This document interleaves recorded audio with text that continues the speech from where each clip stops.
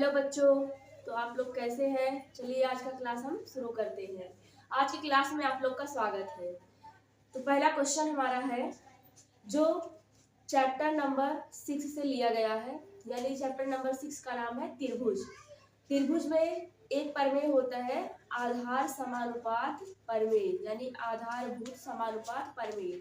उस प्रमेय पे ही सारे क्वेश्चनों को सॉल्व करना रहता है। तो इसमें पहला क्वेश्चन उसी पर आधारित है। चलिए आप लोग देखिए कैसे इसको सॉल्व करेंगे।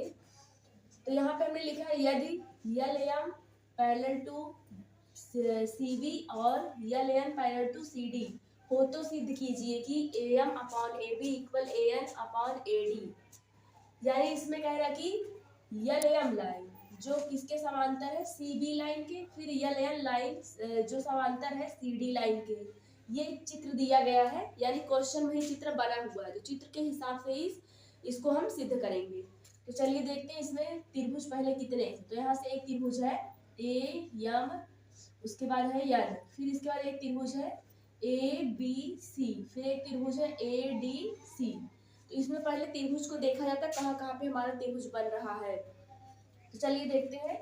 जो दिया है क्वेश्चन में उसको पहले लिखना पड़ता है। जब हल करेंगे तो लिखेंगे दिया है, तो दिया है में लिखेंगे L M parallel to B C, यानी यल एम रेखा समांतर है सी बी के, तथा यल एन यानी ये वाली लाइन जो है यल एन वो किसके समांतर है, सी डी लाइन के समांतर है।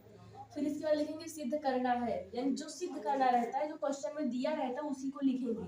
तो हमें सिद्ध करना है A M upon A B equal A N upon A D, यानी ए एम ये वाली लाइन है, अपॉन में पूरा ए बी है, फिर इसके बाद जो है ए एन अपॉन में पूरा है ए डी।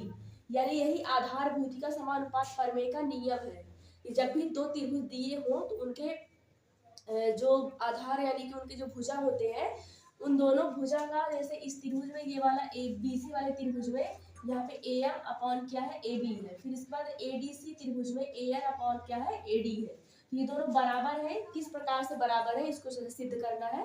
तो यहाँ पे लिखेंगे उपपत्ति। उपपत्ति ये होता है कि किस प्रकार से क्वेश्चन को इसको लगा के हम ये अपना सिद्ध करेंगे। तो पहले लेते हैं यहाँ पे ए बी सी त्रिभुज। यहाँ पे लिखा गया है ए बी सी त्रिभुज में भुजा ए बी पर एक बिंदु यम तथा ए सी पर एक बिंदु यल है, जिससे रेखाखंड यल यम समांतर सी बी। यानी ये हमारा है ए बी सी त्रिभुज, और ए बी सी त्रिभुज पर भुजा ए बी पर कौन सा बिंदु है, यम है, और भुजा ए सी पर हमारा बिंदु यल है। तो इसको इसमें दिखाया गया है। तो यहाँ पे जो है यल यम वो पैरेलल हो जा रहा है सी और बी की। फिर इसके बाद देखिए कैसे करना है। आधारभूत समानुपात प्रमेय से यहाँ पे लिखेंगे ए एम अपॉन हो जाएगा यम बी, यानी ये आधा दूरी बटे आधा दूरी। फिर इसके बाद इक्वल लिखेंगे ए एल, यानी ये नीचे वाला आधार जो है ए एल अपॉन हो जाएगा यल सी। फिर इसके बाद इतना लिखने के बाद देखिए क्या करेंगे, इसको जो है व्युत्क्रम किया गया है। व्युत्क्रम मतलब होता है जो चीज ये दिया है उसको ऊपर का नीचे, नीचे का ऊपर, यानी यम भी ऊपर हो जाएगा ए एम नीचे, बराबर हो जाएगा L C upon A L. फिर इसके बाद दोनों तरफ जो है हमने वन प्लस किया है, वन प्लस किया गया है इसको सिद्ध करने के लिए। तो यहाँ पे वन प्लस इधर भी और इधर भी वन प्लस करेंगे, तो ए एम में वन का मल्टीप्लाई हो जाएगा, तो हो जाएगा A M plus M B upon A M equal A L का मल्टीप्लाई वन में होगा तो आएगा A L plus L C upon A L.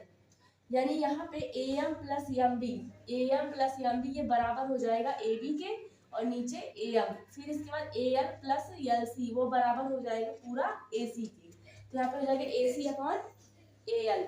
फिर इसके बाद व्युत्क्रम इसको भी कर लेंगे, यानी ए एम को ऊपर और ए बी को नीचे, वो इक्वल हो जाएगा A L upon A C. Equation number 1 यहाँ पे क्या करना है, इक्वेशन नंबर 1 मान लेना है। यानी हमें त्रिभुज ए बी सी से जो है इक्वेशन नंबर 1 मिल चुका है, जो मिला है A M upon A B equal A L upon A C. फिर अब की बार हम देखेंगे जो दूसरा हमारा त्रिभुज है वो है ए डी सी। यानी ए डी सी त्रिभुज में क्या है, ए डी सी त्रिभुज में L N parallel to C D, यानी यल एन रेखा जो है वो समांतर किसके है, सी डी रेखा के। तो यहाँ त्रिभुज में लिख देना है जो चीज दिया है।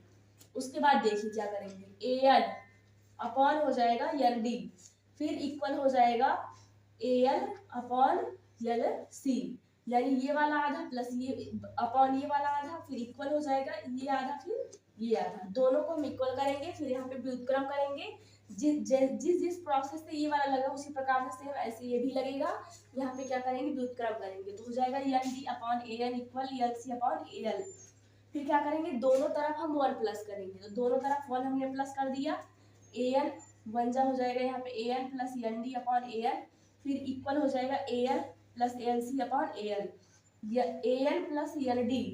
ध्यान से देखिए, A N plus N D, ये पूरा लाइन हम प्लस करेंगे तो बराबर हो जाएगा ए डी की, तो यहाँ पे लिखेंगे A D upon A N equal.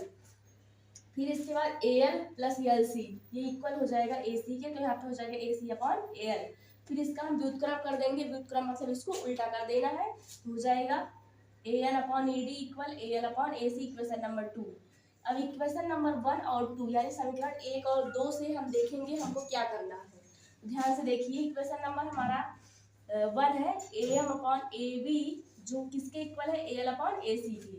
और यहाँ भी देखिए A N upon A D equal है ए एल अपॉन ए सी के, यानी दोनों का दायां पक्ष क्या है, बराबर है। जब समीकरण में, दो समीकरण में उसका बायां पक्ष बराबर रहता है तो अगला पक्ष अपने आप बराबर हो जाता है। तो यहाँ पे हो जाएगा A M equal to A N upon A D, यानी यही हमें सिद्ध करना था, ये हमारा आ चुका है। इस प्रकार से ये क्वेश्चन सॉल्व हो चुका है, आप सभी इसको नोट कर लीजिए। फिर चैप्टर नंबर 6 में दूसरा क्वेश्चन हम देखते हैं कैसे सॉल्व होगा, जो आपके बोर्ड पेपर के लिए very very most important question है। तो बच्चों आपका दूसरा क्वेश्चन है, चलिए देखते हैं इसको कैसे हम सॉल्व करेंगे। लिखा है किसी त्रिभुज ए बी सी में BC की माध्यिका AD है और AD का मध्य बिंदु E है। यदि BE बढ़ाने पर AC से F बिंदु पर मिलती है तो सिद्ध कीजिए कि AF बराबर 1/3 AC। अब देखिए इस क्वेश्चन में क्या लिखा है, पहले इसको पढ़ना है। फिगर नहीं दिया है, फिगर जो है क्वेश्चन को समझकर ही बना रहा है। चलिए देखते हैं हमने इसको कैसे जो है सॉल्व किया है। पहले जो क्वेश्चन में दिया है उसको लिखेंगे। तो दिया क्या है, ABC में माध्यिका AD है और शीर्ष B को AD के मध्य बिंदु E से मिलाने वाली रेखा AC में F पर काटती है। तो पहले हमें ले लेना है त्रिभुज ABC। हमने एक त्रिभुज ABC बना लिया। ABC की माध्यिका जो है क्या है, AD है। AD माध्यिका को ऐसे दिखा देना है। उसके बाद BC शीर्ष से हमें यहाँ एक पॉइंट AC पर लेके आना है जिसका नाम है F, और जहाँ पे AD और BF काटेंगे उसका नाम है E। तो इतना कर लेने के बाद फिर रचना किया गया है BF के समांतर एक रेखा हमें समांतर दिखाने के लिए बिंदु D से जो है AC पर एक बिंदु मिलाया गया जिसका नाम है G। तो यहाँ पे रचना है D से BF के समांतर BG खींचिए जो AC को G पर काटती है, यानी BF के समांतर एक रेखा खींचा गया है जिसका नाम है DG। फिर इसके बाद इसकी उत्पत्ति यानी इसको लगाएंगे कैसे, सिद्ध तो हमें ये करना है कि AF बराबर 1/3 AC। और उत्पत्ति में देखिए क्या करेंगे, त्रिभुज ABC में AD भुजा, जो ये AD भुजा है वो BC का मध्य बिंदु है तथा DG जो है वो समांतर है BF की। तो इतना ध्यान से देखिए, ये BC भुजा है, इसका मध्य बिंदु क्या है, D है। फिर इसके बाद ये जो AC भुजा है, अगर इस पर देखा जाए तो इसमें भी दो बिंदु है। अब दोनों जो है इसके मध्य बिंदु है, इसको देखिए कैसे लिखेंगे, G भुजा जो है FC का मध्य बिंदु है। तो यानी ये जो G भुजा है वो किसका मध्य बिंदु है, F और C, यानी F और C के बीच में क्या है, G है। तो G हो जाएगा FC का मध्य बिंदु। तो यहाँ पे हम लिखेंगे CG बराबर किसके हो जाएगा, FG के। फिर इसके बाद चलिए देखते हैं, अगर मान लीजिए यहाँ से A पॉइंट और G पॉइंट लिया गया तो A और G के पॉइंट में जो है बीच में क्या आ रहा है, F आ रहा है। तो यहाँ पे लिखेंगे F भुजा AC का मध्य बिंदु है। जब F भुजा जो है AC का मध्य बिंदु हो जाएगा तो यहाँ पे क्या होगा, AF यानी AF जो है वो बराबर हो जाएगा FG के। तो चलिए देखते हैं इसको कैसे क्या करेंगे, यानी कि यहाँ पे है CG बराबर है FG के और AF बराबर है FG के, यानी FG दोनों में है, यानी इसका दायां पक्ष बराबर है तो इसमें बायां पक्ष बराबर हो जाएगा। यानी इसमें हम कह सकते हैं AF बराबर है FG के बराबर CG के, यानी तीनों भुजा आपस में क्या है, बराबर है। क्यों बराबर है, क्योंकि F और G जो है वो AC पर ही स्थित है। तो इस प्रकार से AF बराबर FG बराबर CG हो जाएगा। तो हम AC को क्या लिख सकते हैं, AC हमारा ये पूरा रेखा है, पूरा रेखाखंड है, तो इसमें AF plus FG plus GC है, तो लिखेंगे AC बराबर AF plus FG plus CG। अब AF जो है किसके बराबर है, FG, और FG किसके बराबर है, CG के बराबर, यानी इन तीनों जो है आपस में क्या है, इक्वल है। तो AF हम सबके स्थान पे रखेंगे, AF जो है अपने स्थान पे AF है, फिर FG जो है AF के बराबर, तो यहाँ भी AF हो जाएगा, और CG जो है AF के बराबर है, तो यहाँ भी हो जाएगा AF। अब 3 बार AF लिखा गया है, तो ये हो जाएगा 3AF, और इसको हम सीधा लिखेंगे तो हो जाएगा 3AF बराबर AC। ये वाला इसके साथ मल्टीप्लाई है तो उधर जाके डिवाइड हो जाएगा, यानी AF बराबर हमें मिल गया 1/3 AC। तो इस प्रकार से क्वेश्चन जो है सिद्ध हो चुका है। तो आप लोग इसको नोट कर लीजिए, फिर इसके आगे वाला क्वेश्चन हम सॉल्व करेंगे। ये भी बोर्ड पेपर के लिए very very most important question है। तो बच्चों आपका तीसरा क्वेश्चन है, चलिए देखते हैं इस तीसरे क्वेश्चन को हम कैसे सॉल्व करेंगे। तीसरा क्वेश्चन है, जैसा कि चित्र इसमें दिया गया है, तो चित्र में है ACB बराबर 90 तथा CD वो लंबवत है AB। उसके बाद सिद्ध कीजिए कि लिखा है BC का स्क्वायर अपॉन AC का स्क्वायर बराबर BD अपॉन AD।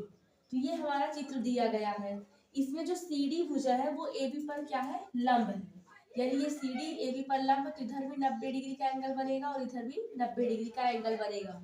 जब कोई भुजा किसी भुजा पर लंब होती है तो वहाँ पे 90 डिग्री का एंगल बनता है, जिसे हम समकोण बोलते हैं। तो चलिए देखते हैं, यहाँ पे हम लेंगे त्रिभुज ACD, फिर इसके बाद त्रिभुज AB और C, यानी छोटा वाला त्रिभुज और बड़ा वाला त्रिभुज दोनों को हमें लेना है। तो चलिए देखते हैं इन दोनों त्रिभुजों में क्या क्या चीजें कॉमन है। तो लिखेंगे ADC वो इक्वल है ACB की, यानी कि यहाँ पे ये जो है ADC तथा जो है ACB, यानी ये जो है समकोण त्रिभुज के रूप में निर्मित है।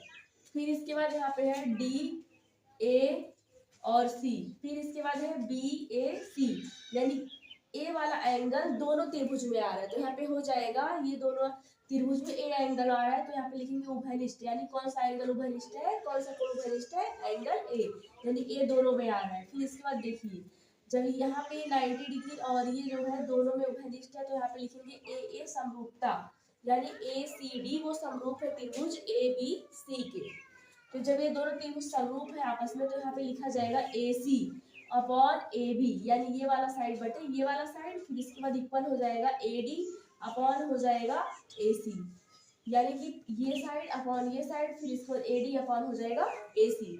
तो यहाँ पे AC upon AB equal AD upon AC। फिर इसके बाद इसमें क्या किया गया, क्रॉस मल्टीप्लाई किया गया। क्रॉस मल्टीप्लाई में AC का मल्टीप्लाई AC, तो AC 2 बार मल्टीप्लाई करेंगे तो हो जाएगा AC का square equal AB multiply AD। इसको इक्वेशन नंबर हमने 1 मान लिया है। कौन सा इक्वेशन माना है, 1।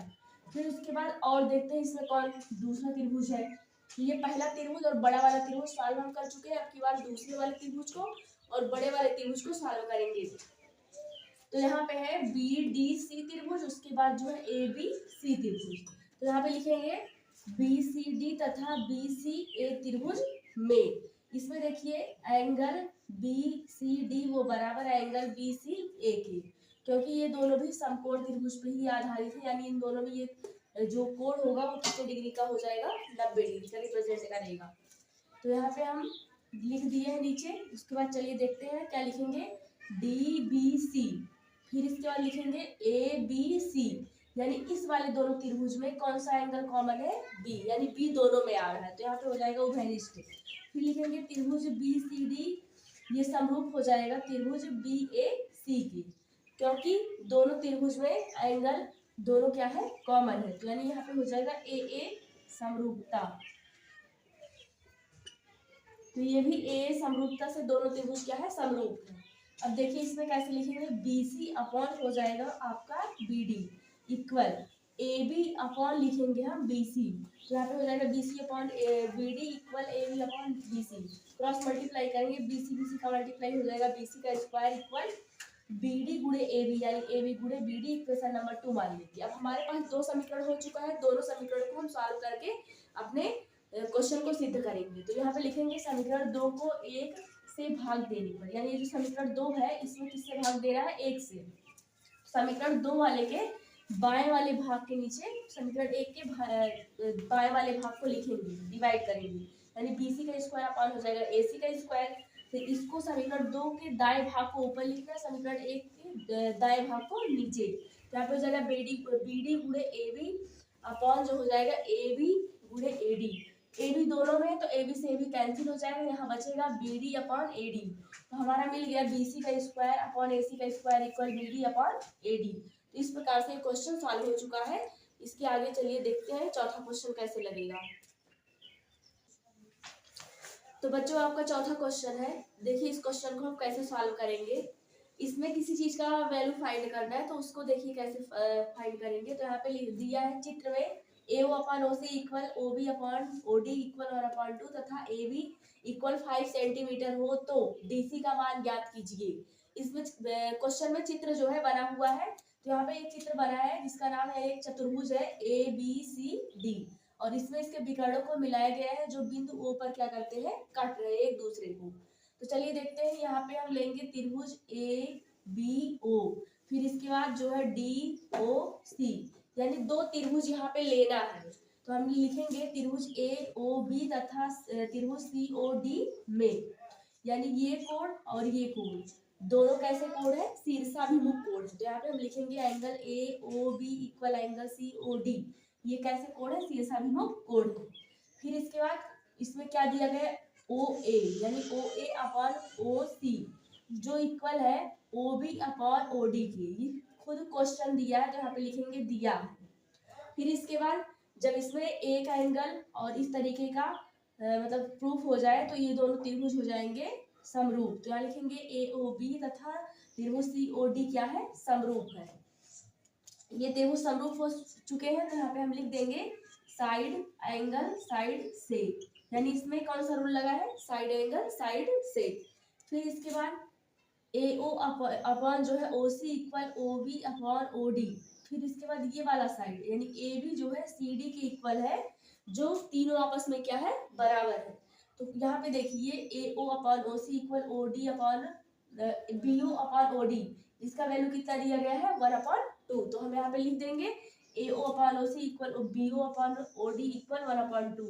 तो यहाँ पे ये जो है इसके स्थान पे 1/2 हमको रखना है। और क्वेश्चन में BC का AB का भी वैल्यू दिया है 5 सेंटीमीटर, तो इतने का स्थान पे 1/2 यहाँ पे हम लिखे हैं। फिर इसके बाद AB का वैल्यू दिया है 5 सेंटीमीटर, तो यहाँ पे 5 हो जाएगा अपॉन DC। फिर इतना लिखने के बाद क्रॉस मल्टीप्लाई करेंगे, तो DC का 1 में मल्टीप्लाई होगा तो DC आ जाएगा 2 × 5, तो 2 5 जो हो जाएगा 10। तो इस प्रकार से DC का वैल्यू हम निकाल चुके हैं। तो आप सब इसको नोट कर लीजिए और चैनल को लाइक सब्सक्राइब और शेयर करते रहिए। Thank you for watching.